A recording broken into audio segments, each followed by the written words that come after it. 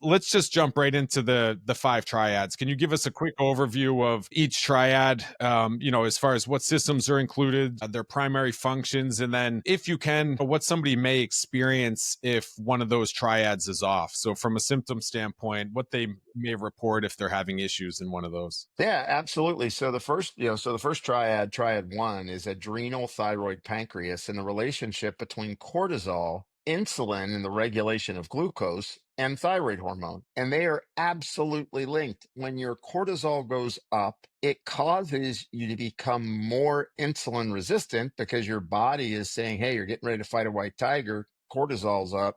I better keep that blood glucose in the bloodstream so that you're able to fight. Well, there's downstream consequences to that, right? As your glucose goes up and your insulin goes up, you may feel yourself crash, in between meals, needing food to recharge your energy. You can start to feel more chronic inflammation. Even insulin's big for causing inflammatory signaling in your body. But more importantly, when cortisol goes up, it inhibits thyroid hormone production. So your metabolism or your ability to burn fuel then becomes compromised. And so, I call this the triad of energy, like how you're making energy in your body. And when it's off, you feel fatigued, you get midday crashes in energy. You may even just have problems with disturbed sleep, which kind of bleeds into triad two. But in addition to that, you gain weight. When your insulin goes up, you tell your body to store fat. And if you're storing fat and your metabolism is slowing down, and because of the cortisol, you're craving more carbohydrates. So I always ask people, are you stress eating and reaching for comfort food? Now you get home from a hard day of work and it's like you're not looking for broccoli spears. You're looking for the tortilla chip bag. You want something, or a chocolate covered pretzel with sea salt and bacon on it, right?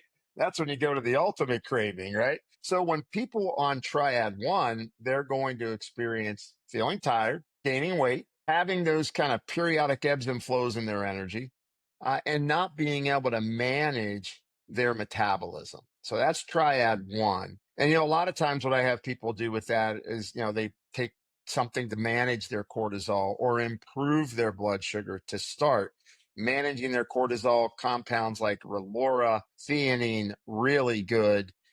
For blood sugar, I love berberine. We've actually got a very interesting, through Metabolic Elite, have a GLUT4 reg product, which is berberine, bitter melon, chromium, vanadium, and PQQ, and which are all components to helping you be more efficient at making your insulin signaling more efficient. And so there's some simple things that you can do for that. Triad two, gut immune brain, super important. I mean, what I find in most people, triad one and triad two is where the big disruptions occur. Gut immune brain. That's the relationship between how your gut is functioning. Are you gassy? Are you bloated? Are you getting runner's diarrhea, for example, for athletes? So they starting to experience food sensitivities. Hey, I can't tolerate dairy. I can't tolerate gluten. Gee, when I drink coffee, I seem to feel foggy headed. And that gut piece is so important because it connects to the brain through the enteric nervous system. So goes the brain, so goes the gut, so goes the gut, so goes the brain. They're intimately connected. And what really fuels that is that centerpiece called the immune system. So when I'm creating inflammatory signaling in my gut, maybe it's medication that I'm on. I'm on a proton pump inhibitor, or I've been on antibiotics and I've thrown off the microbiome for any number of reasons. Environmental burden can do it, right? Glyphosate exposure, a lot in the literature now in terms of affecting the microbiome. So whatever it is, overtraining, right? And I know we love to hear the term, you don't overtrain, you under recover. Kind of true.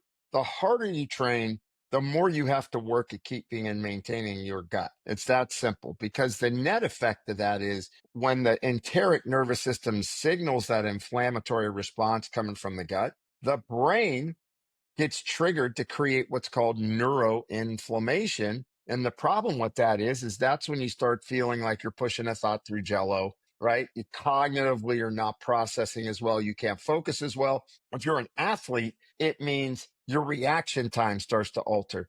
For example, if you're on the ice in hockey and the player's like, hey, I always got to that puck and had my stick at the right time, and now it just seems like I'm a little off. that's that issue of brain coherence. So when your core body temperature heats up, when you're signaling inflammation in the brain, now your brain cannot process and send signals through the nervous system that tell that neuromuscular signal to appropriately adapt and respond. And so the key features of gut immune brain would be, hey, am I getting colds and flus more frequently or getting sick? Do I have chronic inflammation or feeling puffy? I'm creating more of an allergic response in my body. Do I notice that I am more foggy headed? I'm not focusing as well. I'm unable to process information as quickly. And from the gut perspective, it's the big ones. A lot of people complain. I've got gas, I've got bloating, my bowel habits are irregular, constipation, diarrhea. Those are the key things that they experience, and really important to really overcome, because the other side to that is if you're under a lot of stress or you're just training really hard and your brain is pumping out more production of the cytokine interleukin 6, IL-6, which is in all over the literature for performance, right? The issue there is, well, now all of a sudden that IL-6 is sending a message to your gut layer, which is only one cell layer thick, and it breaks the junctions that protect the integrity of that epithelial cell that lines your intestine.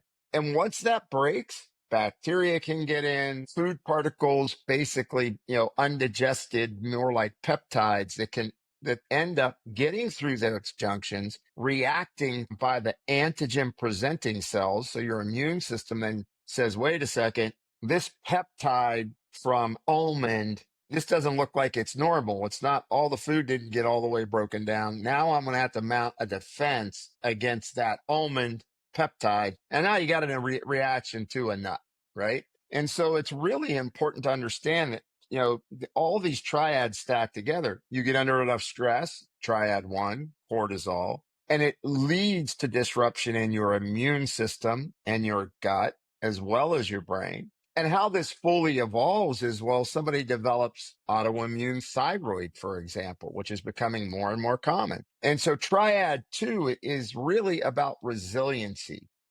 Are you anxious and nervous? Do you feel flat? Are you having trouble sleeping? Sleeping is a real big sign of an issue on triad two, right? Meaning that sleep disturbances or insomnia is a disorder of hyperarousal of the HPA axis, meaning that your brain's turned on. It thinks it's fighting a white tiger. You're sympathetic dominant, and now your brain can't turn off. And where it really gets progressed is when you flatten your cortisol curve because of that sustained stress. So you're supposed to make a lot of cortisol in the morning, drop at noon, drop again at 5 p.m., go to nothing at bedtime.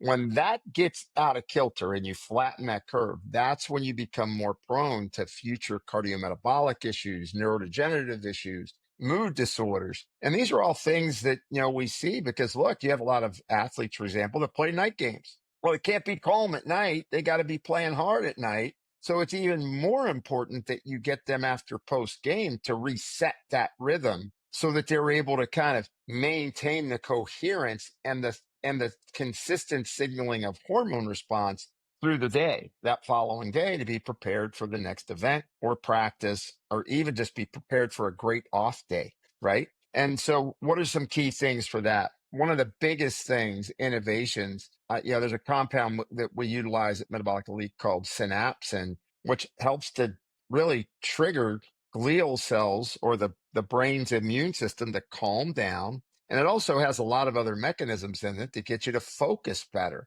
So people feel more focused, but it's not a stimulant. A lot of people use stimulants to try to get them to focus, and that has a downward effect over time. Obviously, from the immune side, one of the biggest things, like curcumin's one of my favorite things for the immune system because it really inhibits the signaling of the master switch for inflammation, NF kappa B. When that gets turned on, the floodgates open on the inflammatory signal. Where does that apply? People that aren't getting over an injury, right? You've seen it, Kevin. You've got some people that are right on time for their repair, and other people it's 2 weeks late and they're still not really recovered. So I'll stop there because I know you always have a question. That's kind of like I get on a roll with these triads and I can't stop. So, anyway, that's the first two triads and kind of what they mean. And they're interconnected intimately.